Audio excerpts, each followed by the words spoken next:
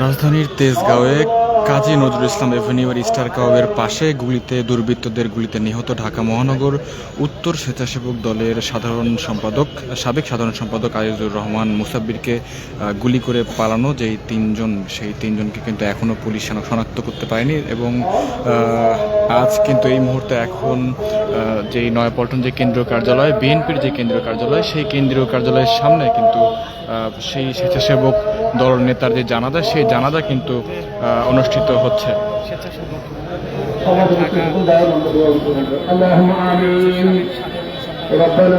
যেমনটি জানাতে চাই যে আসলে রাজধানী তেজগাঁওয়ের কাজী নজরুল ইসলাম এভিনিউ এর স্টার ক্লাবের পাশের গলিতে গতকাল রাতে দুর্বৃত্তদের গুলিতে নিহত হন ঢাকা মহানগর উত্তর স্বেচ্ছাসেবক দলের সাবেক সাধারণ সম্পাদক আজিজুর রহমান মুসাব্বির। এবং গুলিবিদ্ধ হওয়ার পর কিন্তু সাথে সাথে তিনি সেখানেই শেষ ত্যাগ করেন এবং পরবর্তীতে তার সাথে কিন্তু আরেকজন ছিল, তাকে কিন্তু পরবর্তীতে হাসপাতালে নেওয়া হয়েছে।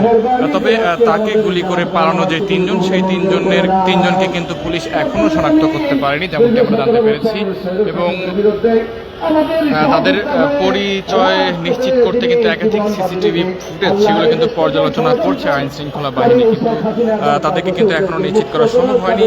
এই ঘটনায় কিন্তু নিহতের যে স্ত্রী সুরাইয়া বেগম, তিনি কিন্তু মামলা দায়ের করেছেন। মামলায় অজ্ঞাত পরিচয় ব্যক্তিদের কিন্তু আসামি করা হয়েছে। এবং আজ কিন্তু তেজগাঁও থানার ভারপ্রাপ্ত কর্মকর্তা যিনি রয়েছেন ওসি, তিনি যেমনটি জানিয়েছেন যে নিহতের স্ত্রী বাদী হয়ে থানায় একটি মামলা করেছেন। মামলার নাম না জানা 3 থেকে 4 জনকে আসামি করা হয়েছে। এবং এদিকে ঘটনার সময়কার একাধিক যে সিসিটিভি ফুটেজ, সেই সিসিটিভি ফুটেজ কিন্তু সেখানে কিন্তু দেখা যায়। এবং ওইখানে মুসাব্বিরকে গুলি করে মাথায় যে মাফলার, সেই মাফলার পরা 3 ব্যক্তি কিন্তু দ্রুত ঘটনাস্থল ত্যাগ করতে দেখা যায়।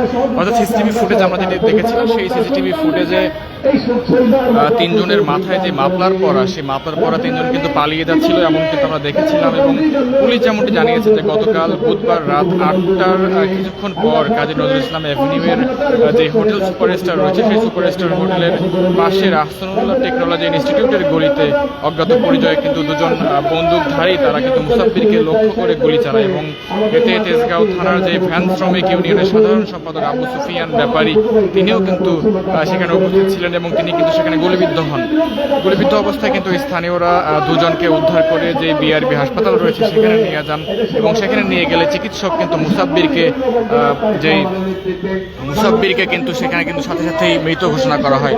এবং মুসাব্বির কিন্তু আমরা যেমনটি জানি, তিনি কিন্তু জাতীয়তাবাদী স্বেচ্ছাসেবক দলের কেন্দ্রীয় সংসদের যুগ্ম আহ্বায়ক ছিলেন এবং বর্তমানে তার কোনো সাংগঠনিক পদ ছিল না। তবে বিগত আওয়ামী লীগ সরকারের সময় তিনি কিন্তু একাধিকবার কারাবরণ করেছিলেন, যেমনটি আমরা জানতে পেরেছি। এবং তার পরিচিত মোহাম্মদ শাহিন যিনি রয়েছেন, তিনি আমাদেরকে যেমনটি জানিয়েছিলেন যে মুসাব্বির দীর্ঘদিন ধরে ছাত্রদল ও বিএনপির রাজনীতির সঙ্গে যুক্ত ছিলেন এবং তিনি দক্ষিণ সিটি কর্পোরেশনের 26 নম্বর ওয়ার্ডের কাউন্সিলর প্রার্থী ছিলেন। এবং যেমনটি দেখতে পাচ্ছেন যে এই মুহূর্তে কিন্তু তার যে জানাজার নামাজ, সেটি কিন্তু বিএনপির যে কেন্দ্রীয় কার্যালয়, বিএনপির নয়াপল্টনে অবস্থিত যে কেন্দ্রীয় কার্যালয়, সেই কেন্দ্রীয় কার্যালয়ের সামনে কিন্তু তার যে জানাজার নামাজ সেটি কিন্তু অনুষ্ঠিত হয়েছে। এবং দলীয় যারা নেতাকর্মীরা রয়েছেন তারা কিন্তু তার জানাজার নামাজে কিন্তু অংশ নিয়েছেন। এবং এখানে কিন্তু নেতাকর্মীরা বক্তব্য রাখছিলেন এবং তারা যেমনটি বলছেন যে দ্রুত এই হত্যার বিচার করতে হবে, অর্থাৎ তাকে কারা গুলিবিদ্ধ করলো সেই বিচারের দাবির কথাও কিন্তু জানিয়েছেন নেতাকর্মীরা।